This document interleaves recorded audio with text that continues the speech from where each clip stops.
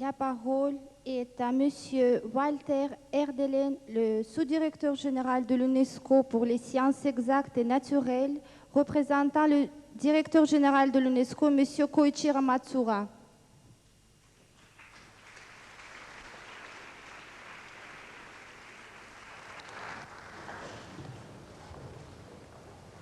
Madame Meribai Alieva, ambassadrice de bonne volonté de l'UNESCO pour les traditions orales et musicales, Madame Takako Matsura, Excellences, Mesdames, Messieurs.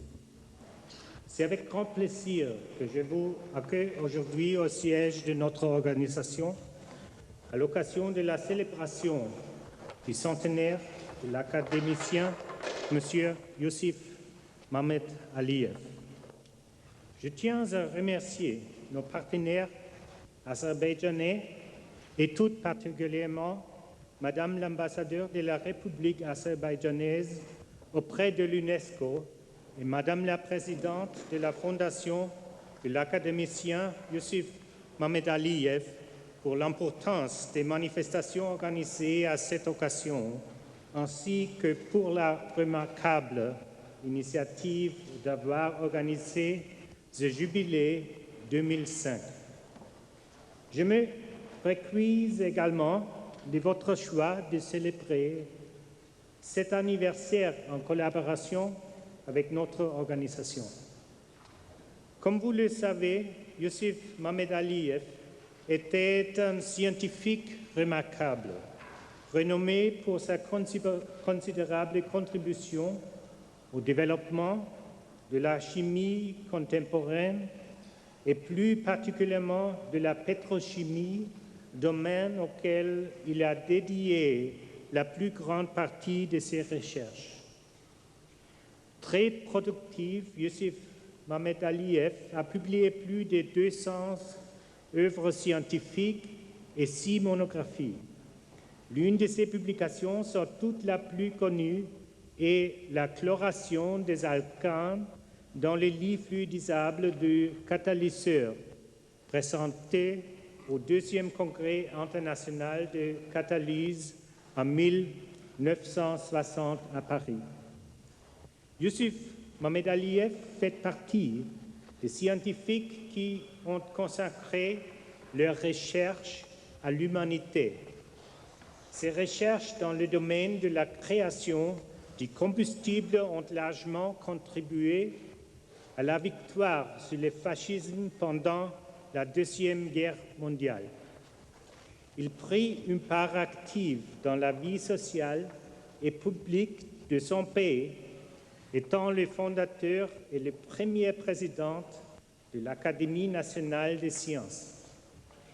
Il fut également l'un des fondateurs de l'Observatoire astrophysique d'Azerbaïdjan et du Centre scientifique chimique de Sumgayit.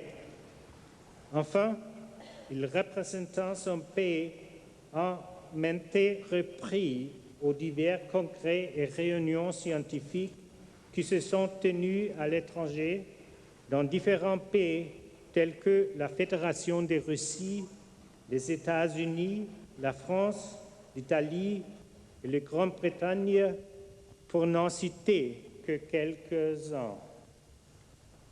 Mesdames, Messieurs, l'œuvre de Youssef Mohamed Aliyev doit être une source d'inspiration et une référence pour la science de notre époque. J'espère qu'elle ravivera l'intérêt des jeunes générations et du grand public pour les sciences et la chimie et fera naître de nouvelles vocations. Cette célébration est une excellente occasion pour promouvoir les importantes réalisations accomplies dans le domaine de la chimie ces dernières décennies et pour souligner son rôle crucial face aux nombreux enjeux du XXIe siècle, en particulier dans les pays en développement.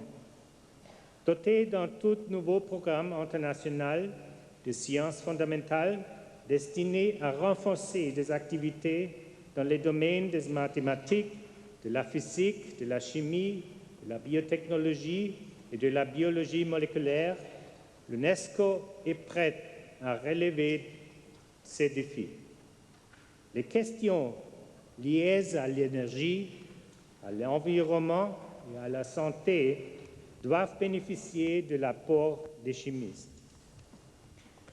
L'UNESCO s'intéresse en tout premier lieu à la formation et au perfectionnement des enseignants dans le domaine des sciences, en particulier de la chimie, et veille à dynamiser l'enseignement au niveau universitaire en coopération avec des réseaux d'enseignants de la chimie et des partenariats internationaux. Si Yousif Mohamed Aliyev était aujourd'hui parmi nous, il nous encouragerait dans cette voie. C'est dans cet esprit que l'UNESCO a répondu de manière positive à la proposition du gouvernement de la République azerbaïdjanaise de célébrer conjointement cet événement. Permettez-moi de vous féliciter à nouveau pour l'envergure et la qualité de cette manifestation et de vous adresser tous mes vœux de réussite pour les activités du centenaire de Yousif Mohamed Aliyev. Je vous remercie.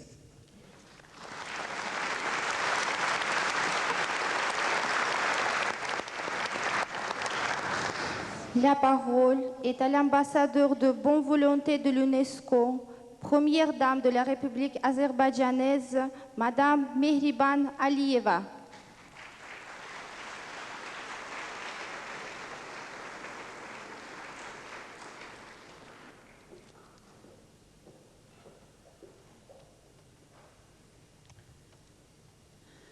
Hörmətli xanımlar və cənablar, əziz dostlar, bugün Azərbaycanın görkəmli alimi Yousif Mohamed Aliyevin 100 illik yubileyinə toplaşan hamısını, bütün qonaqları mən ürəkdən salamlayıram. Bu elm bayramının təşkilində əməyi olan hər bir insana, xüsusilə də UNESCO-nun rəhbərliyinə və əməkdaşlarına özlərin minnətdarlığımı bildirirəm. Mən qeyd etməliyəm və bu çox sevindirici haldır ki, son zamanlar Azərbaycan-UNESCO münasibətləri çox parlaq şəkildə özünü biruzə verir. Bu, keçirilmiş və keçirilən tədbirlərdə, bizim rəsmi və qeyri-rəsmi görüşlərimizdə, UNESCO-nun baş direktoru cənab Matsuranın ölkəmizə səfərlərində və ən əsas cəmiyyətdə, adi insanlarda bu quruma qarşı olan məhəbbətdə və diqqətdə əks olunur. Mən çox şadam ki, bugünkü yubiley mərasimləri həm Azərbaycanda, həm də Fransanın paytaxtı Parisdə keçirilir. Yousif Mohamed Aliyevin 100 illik yubileyi UNESCO-nun təqviminə salınması onun elmi fəaliyyətinə verilən yüksək qiymətdir. Bu insan həm öz şəxsiyyəti ilə, həm elmin və təhsilin inkişafı üçün etdiyi işlərlə tarixdə və insanların ürəyində öz yerini tapıb. Bugün biz deyə bilərik ki, o bütün ömrü boyu UNESCO-nun ideallarına xidmət edib. Yousif Mohamed Aliyev sanki bir ömürdə bir neçə həyat yaşayıb. İlk növbədə bu istedadlı alim, tədqiqatçı həyatıdır. O, Azərbaycanda üzvi ximiya məktəbinin əsasını qoyub. Onun adı neft və neftə aid olan elmi sahələrlə sıx bağlıdır. Ölkəmizin ən böyük sərvətlərindən olan neft sanki bu insana bütün öz sirlərini açmağa qərar vermişdir. Onun üçün tükənməz bir enerji mənbəyinə çevrilmişdir.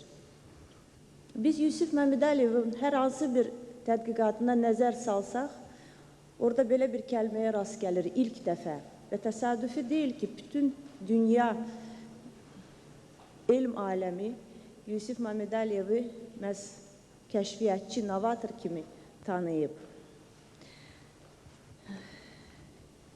Yousif Mohamed Aliyevin həyatı mürəkkəb bir dövrdə təsadüf edib. İkinci Dünya müharibəsi zaman o öz elmi tədqiqat işlərini, fəaliyyətini davam edirdi. 20-ci əsrin 40-cı illərində keçmiş Sovet İttifaqının neft hasilatının 70-80%-ni məhz Azərbaycan təşkil edirdi və ölkəmiz həm təbii ehtiyatları hesabına, həm də elmi potensialının hesabına faşizm üzrə qələbə çalmasında öz həlledici rolunu oynamışdı. Yusif Məmməd Əliyevin hər də böyük bir maarifçi həyatı yaşamışdı. Demək olar ki, ona müəllimlik istidadı da malik idi. O ilk dəfə sinifə dərs demək üçün daxil olanda cəmi 16 yaşı var idi. Və Azərbaycan Dövlət Universitetinin dosenti, kafedra müdiri, professor və rektoru olaraq öyrənib öyrətməkdən çox böyük zövq alan bir insan idi. Və bugün onun qoyub getdiyi irs təkcə onun yazdığı kitablarda və etdiyi kəşflərdə yox, həmçinin bir çox gənclərin taleyindədir. UNESCO-nun yarandığı 1945-ci ildə Yusif Məmməd Əliyev Azərbaycan Elmlər Akademiyasının banilərindən biri olaraq onu təsis etmişdir. Qısa bir müddətdən sonra akademiyanın prezidenti seçilmişdir və müasir tələblərə cavab verən elm ocağı yaratmışdır. Bu insanın ömrü təzadlarla da doluydu. Yusif Məmməd Əliyev çox sülhsevər insan idi. Lakin onun yaratdığı maddələr inanılmaz gücə malik idi. O, çox təmkinli adam idi. Lakin onun kəşfləri maşınların, təyyarələrin sürətini artmağa imkan vermişdir. O, olduqca açıq bir insan idi. Lakin kifayət qədər bağlı cəmiyyətdə yaşayıb yaradırdı. Yusif Məmməd Əliyevin həyat yolu qısa, amma çox parlaq olmuşdur. O, işlədikcə, yaratdıqca, qurduqca, yenə də işləmək, yaratmağa, qurmağa çalışırdı. Sanki harasa tələsirdi. Kim bilir, bəlkə qeyri-adi intuisiyona xəbər verirdi ki, vaxt az, görülməyi işlər amma çoxdur. Bugün Yusif Məmməd Əliyevin 100 illik yubileyini UNESCO-da keçirilməsinin çox böyük rəmzi mənası var. Bu insan bütün ömrünü elmə, təhsilə, mədəniyyətə həsr etmişdir. Və UNESCO əslində bugün özünün ən sadiq əskərlərinin birinin yubileyini qeyd edir. Məhz bu mənada mən deyərdim ki, Yusif Məmməd Əliyev xoşbaxt insan idi. Və əziz dostlar, çıxışımın sonunda mən sizi bir daha bu bayram münasibəti ilə təbrik edirəm və Azərbaycanla UNESCO-nun əməkdaşlığına yeni uğurlar və böyük gələcək arzulayıram. Çox sağ olun.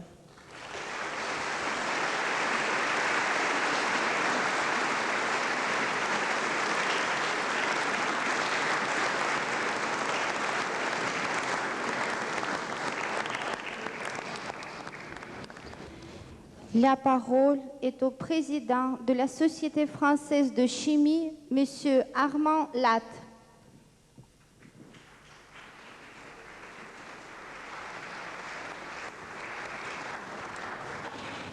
Madame la Présidente, Monsieur le Directeur Général, Excellences, Mesdames, Messieurs, chers CEFDA, nous célébrons aujourd'hui le 100e anniversaire de la naissance du grand chimiste azéri Yusif Məmməd Əliyev. C'est un grand honneur pour moi et pour la Société française de chimie que je préside d'avoir à m'exprimer sur la vie et l'œuvre de ce scientifique de talent qui a marqué profondément une génération de chercheurs à une époque difficile et redoutable. Je me bornerai à rappeler les aspects scientifiques d'une carrière totalement consacrée à la recherche et au développement. C'est à l'Université d'État de Moscou que Yusif Məmməd Əliyev a obtenu ses premiers grades universitaires. Sollicité par le grand chimiste russe, l'académicien Zeminskaya, qui souhaitait le garder près de lui pour préparer sa thèse, il préféra rejoindre son pays car il avait conscience que l'industrie pétrochimique représentait un enjeu important pour le développement de celui-ci. Il fut ainsi l'un des fondateurs de la discipline pétrochimique annuelle